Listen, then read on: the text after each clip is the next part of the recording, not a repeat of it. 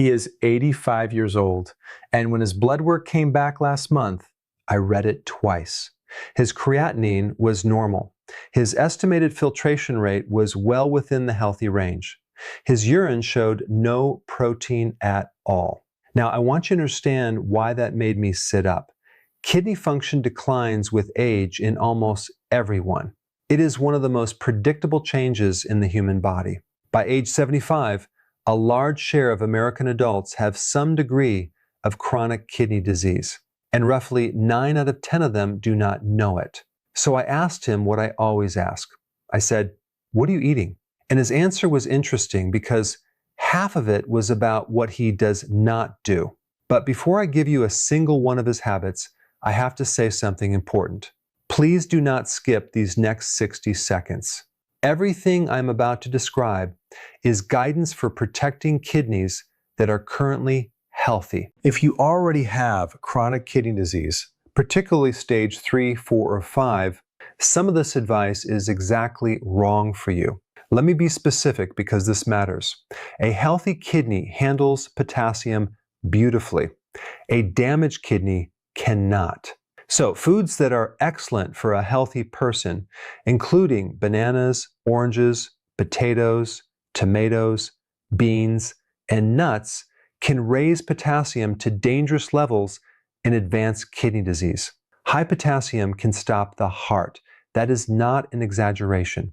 I will say something similar about salt substitutes later, and I need you to hear it. So if you have been told you have kidney disease, please take this video to your doctor rather than acting on it alone. Your diet has to be built around your stage, and only your team can do that. For everyone else, let me explain what we are protecting. Inside each kidney are roughly 1 million microscopic filtering units called nephrons. Together, they filter your entire blood volume about 36 times a day. Here is the crucial part. You are born with all the nephrons you will ever have. You do not grow new ones. When a nephron is destroyed, the remaining ones take on more work, and that extra strain slowly wears them down too. This is why kidney damage tends to be quiet for years and then accelerates. So protecting kidneys is almost entirely about preventing the loss in the first place. Now, his habits. Number 1 is what he does not eat. He almost never eats packaged, ready-made food. And there is now good evidence behind that. Researchers at Johns Hopkins analyzed data from the Atherosclerosis Risk in Communities study, following 14,679 American adults who had no kidney disease at the start. Those eating the most ultra-processed food had a 24% higher risk of developing chronic kidney disease compared with those eating the least. Each additional daily serving was associated with about 5% higher risk. And replacing just 1 serving a day with minimally processed food was associated with 6% lower risk. 1 serving. Now, why would packaged food specifically harm a kidney? Part of it is sodium. But there is a second reason most people have never heard. Many processed foods contain phosphate additives used as preservatives and texture agents. Look for ingredients beginning with the letters PHOS on the label. The phosphorus naturally bound inside beans, grains, and meat is only partially absorbed. But these added inorganic phosphates are absorbed almost completely. Your kidneys have to clear all of it. Number 2 is salt, and specifically where it actually comes from. Most people picture the shaker on the table, but the large majority of sodium in the American diet comes from packaged and restaurant food, not from the shaker. Excess sodium raises blood pressure, and high blood pressure is one of the 2 leading causes of kidney failure in this country. The other is diabetes. Now, here's the warning I promised. Many people switch to a salt substitute to cut sodium. Most salt substitutes replace sodium chloride with potassium chloride. For a person with healthy kidneys, that is often fine. For a person with reduced kidney function, it can cause a dangerous rise in potassium. I have seen this land people in the emergency department. If your kidney function is not normal, do not start a salt substitute without asking your doctor first. If this is useful to you, let me know in the comments whether you have ever had your kidney function checked. I read them. Number 3 is where his protein comes from. He eats meat, but not much, and most of his protein is from beans, lentils, and fish. Multiple large cohort studies now point the same direction. An analysis of UK Biobank participants found that greater adherence to Mediterranean, DASH, and healthful plant-based dietary patterns was associated with lower risk of developing chronic kidney disease. Diets high in ultra-processed and unhealthy plant foods went the other way. The proposed mechanisms are straightforward.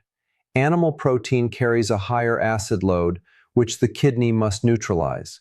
It also increases what nephrologists call hyperfiltration, where the kidney runs at a higher pressure than it comfortably should. Plant protein produces less of both. I want to be careful here. I am not telling anyone at 85 to stop eating protein.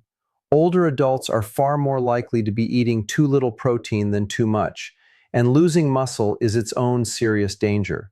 The point is the source, not the elimination. Number 4 is not a food at all. It is the bottle in the medicine cabinet.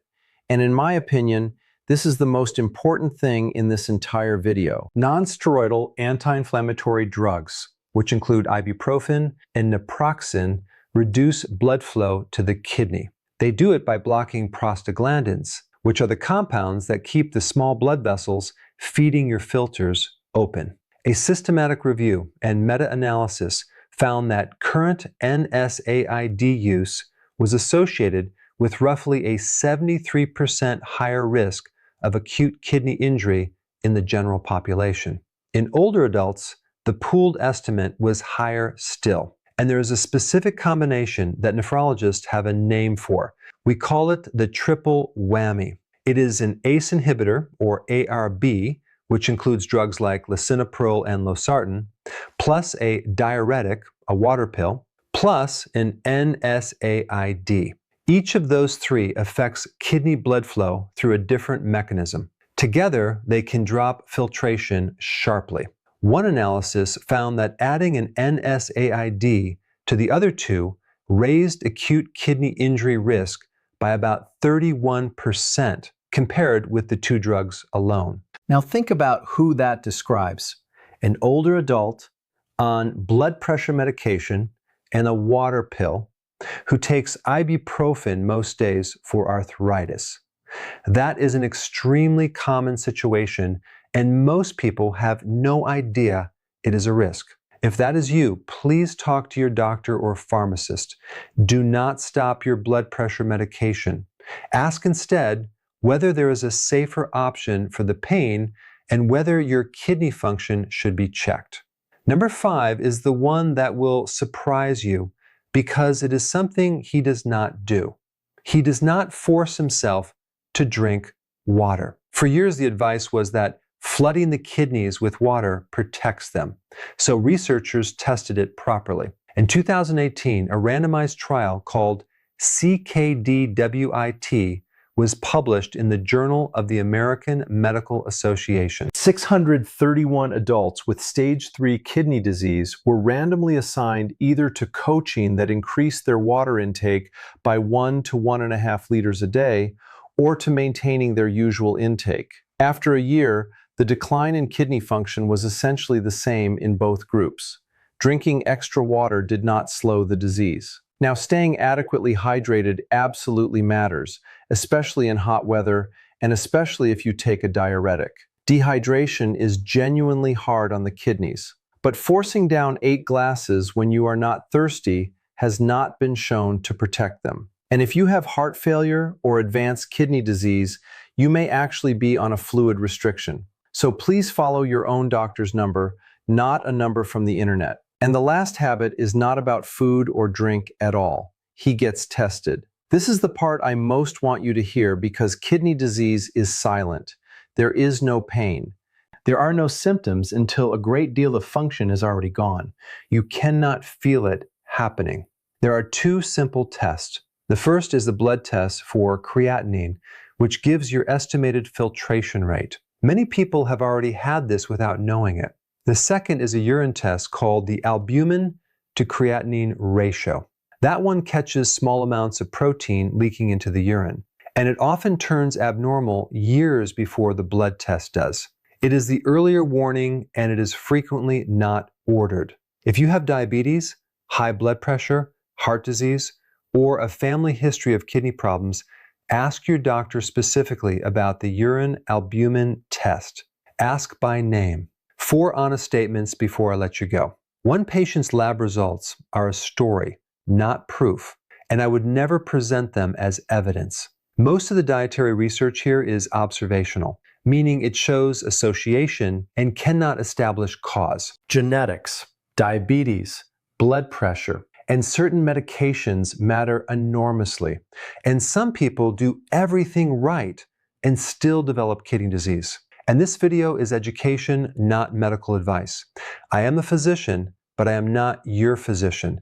Please do not change your diet, your fluid intake, or any medication based on a video. Take it to your own doctor and have the conversation there. But here's what I keep coming back to. You do not grow new nephrons. The ones you are using today are the ones you were born with, and everything you do either preserves them or spends them. My 85-year-old patient was not doing anything dramatic. He cooked at home, kept the salt low, ate more beans than beef, avoided daily ibuprofen, drank when he was thirsty, and let his doctor check the numbers. That is not a diet. That is just paying attention for 60 years. Tell me in the comments whether you have ever had the urine albumin test. I suspect most of you have not, and I would like to know. Take care of yourselves, and I will see you in the next one.